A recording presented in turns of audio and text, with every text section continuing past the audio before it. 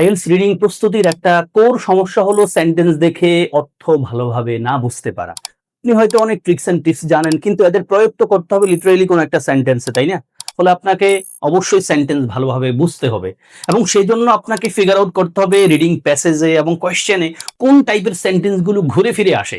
আজকের ক্লাস আমি একটা টাইপের সেন্টেন্স খুব ভালো করে দেখাবো, বেসিক প্লাস ক্যামব্রিজ থেকে কিছু প্রশ্ন সমাধান। যে টাইপের দেখাবো আপনি প্রত্যেক প্যাসেজে এই টাইপের সেন্টেন্স পাবেন এবং এই টাইপের সেন্টেন্স আপনাকে কনফিউজড করে ফেলে প্রায়শই। চলেন আমরা শুরু করি। কোন টাইপটা দেখাবো সেটাই তো জানতে চান, তার আগে প্রশ্নটা পড়েন ভাই। Which is more difficult, IELTS reading or IELTS listening? IELTS reading বেশি কঠিন নাকি লিসেনিং বেশি কঠিন, এটা আমাদের ক্লাসের পারপাস না, বরং আপনাকে বলতে হবে এই সেন্টেন্সটা কোন টাইপের সেন্টেন্স। নিশ্চয়ই আপনি বলেছেন comparative sentence. Yes, comparative sentence গুলো কেমন হয় সেটা আমরা দেখব, দেন আমরা ক্যামব্রিজ থেকে প্রশ্ন সমাধান করে ক্লাস শেষ করব। আমাদের প্রথম sentence type, this book is more interesting than that one. এই বইটা ওই বইটার চেয়ে বেশি মজাদার, অথবা this book is less interesting than that one. এই বইটা ওই বইটার চেয়ে কম মজাদার। Then this book is as interesting as that one. এই বইটা ওই বইটার মতোই মজাদার, same. He plays football rather than cricket. সে ক্রিকেটের মানে ক্রিকেট না খেলে কি খেলে, ফুটবল খেলে, মানে ক্রিকেটের চেয়ে সে ফুটবলকে বেশি পছন্দ করে, এটা বোঝাচ্ছে। Then students who read every day are more likely to get good grades. তার মানে যেই ছাত্র ছাত্রীরা রেগুলার পড়ে তারা গুড গ্রেডস পাওয়ার চান্সেস বেশি, এটা বোঝাচ্ছে। Then my house is different from my friend's house. আমার বাড়ি তা আমার বন্ধুর বাড়ির চেয়েও পৃথক। And the last one, this phone is similar to the one I used before. যেই ফোনটা আমি আগে ব্যবহার করতাম সেই ফোনটা এই ফোনটার মতোই। এই হলো আমাদের কম্পারেটিভ সেন্টেন্সের স্ট্রাকচার, মোর অর লেস। আমরা স্ট্রাকচার দেখবো, বাট আসলে স্ট্রাকচার তো মুখস্থ করার কিছু নয়, বাক্যগুলো আপনি রিডিং পড়তে পারেন আবার, অথবা একটা স্ক্রিনশটও রাখতে পারেন। আমরা স্ট্রাকচারগুলো যদি ছোট্ট করে দেখি, অ্যাজরিভের আগে আপনি মোর অথবা লেস লিখবেন, তারপর দেন লিখছেন। দেন অ্যাজরিভের আগেও অ্যাজ, পরেও অ্যাজ, রাদার দেন, তারপর different from, similar to, more likely two, তারপর সাথে একটা ভার্ব থাকে। এগুলো আমাদের কম্পারেটিভ সেন্টেন্স গুলো কেমন হয় সেটা। এবার আমরা ডিরেক্ট খেলায় চলে যাই, চলেন। প্রথম প্র্যাকটিসটা আমরা করব ক্যামব্রিজ 10, যদিও জিটি থেকে নিয়েছি। টেস্ট 1 এর passage 1, smoke alarms in the home, এটা দিয়ে। উপরের কথাটা হলো আমাদের টেক্সট, প্যাসেজ থেকে নেওয়া। নিচের কথা হলো আমাদের স্টেটমেন্ট। আমরা নিশ্চয়ই যখন প্যাসেজ সমাধান করতে আসি আমরা আগে প্রশ্ন পড়ি, কেউ আগে প্যাসেজ পড়ি না, আগে প্রশ্ন পড়ি। প্রশ্নে কি লেখা আছে? Photoelectric smoke alarms cost less than ionisation smoke alarm. তার মানে ফটো ইলেকট্রিক যে স্মোকটা এটার খরচ কম। প্রশ্ন বোঝার পরেও আমরা প্যাসেজে আসবো। There are two principal types of smoke alarms. দুই টাইপের স্মোক অ্যালার্ম আছে।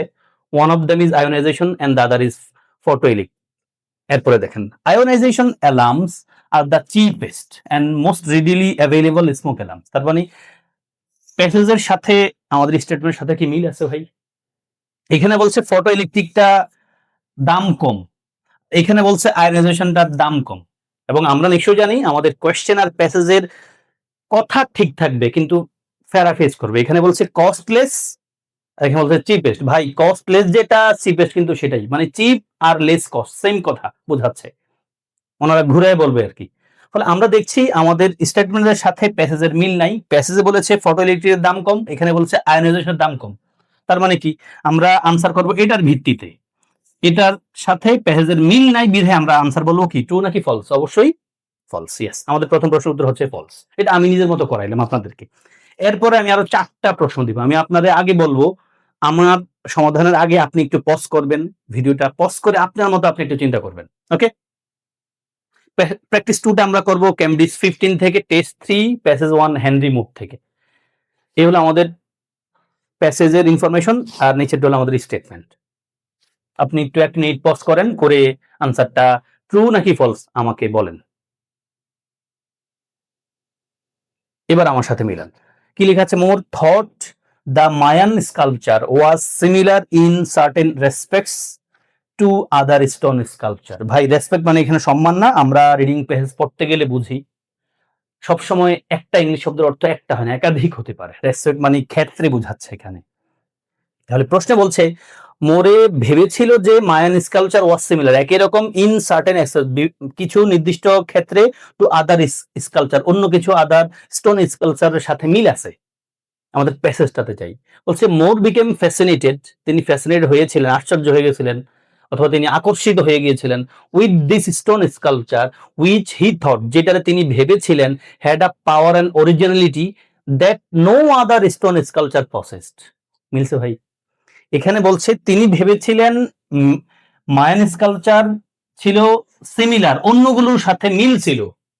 এখানে বলছে তিনি ভেবেছিলেন অরিজিনালিটি, অরিজিনালিটি মানেই তো অন্য কারোর সাথে তার মিল নাই, তাহলে আমাদের স্টেটমেন্ট আর ইনফরমেশনের সাথে কিন্তু মিল নাই, ফলে আমরা উত্তর বলবো अगेन কি ভাই, এটারে ফলস।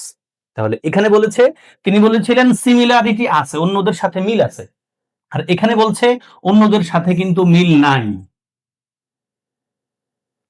তারপর আসেন अगेन, আপনি 1 মিনিট পজ করবেন, আমরা করব ক্যামব্রিজ 12 থেকে test 7 passage to the lost city, একটা বিখ্যাত প্যাসেজ, সবাই করতে হবে আপনাকেও। আমাদের স্টেটমেন্ট দেন ইনফরমেশন, আপনি 1 মিনিট থামান, থামিয়ে আমাকে বলেন আনসার কি, ইয়েস নো, ইয়েস দিবেন নাকি নো দিবেন, তারপর আমার সাথে মিলান।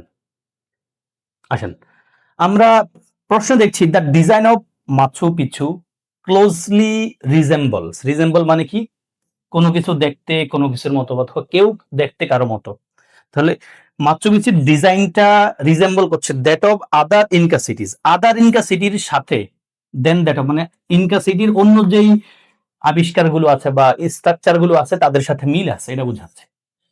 তাহলে আপনার দেখেন রিজেম্বল বলছে এখানে, আপনি দেখেন সেন্টেন্সের সাথে মিলে কিনা।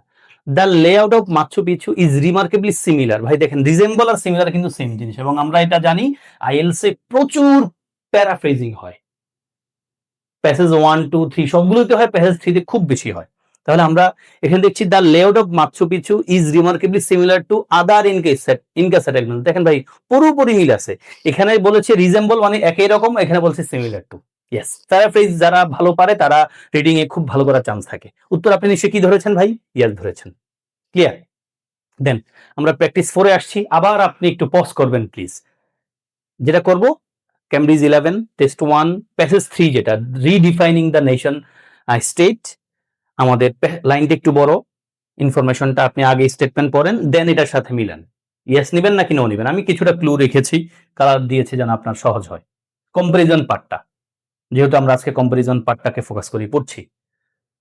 আসেন ভাই বোন, বলছে the European union is the same as other states, তার মানে ইউরোপিয়ান ইউনিয়ন অন্য স্টেটস গুলোর মতো, because it has a single central authority, কারণ এটার আছে একটা সিঙ্গেল সেন্ট্রাল অথরিটি।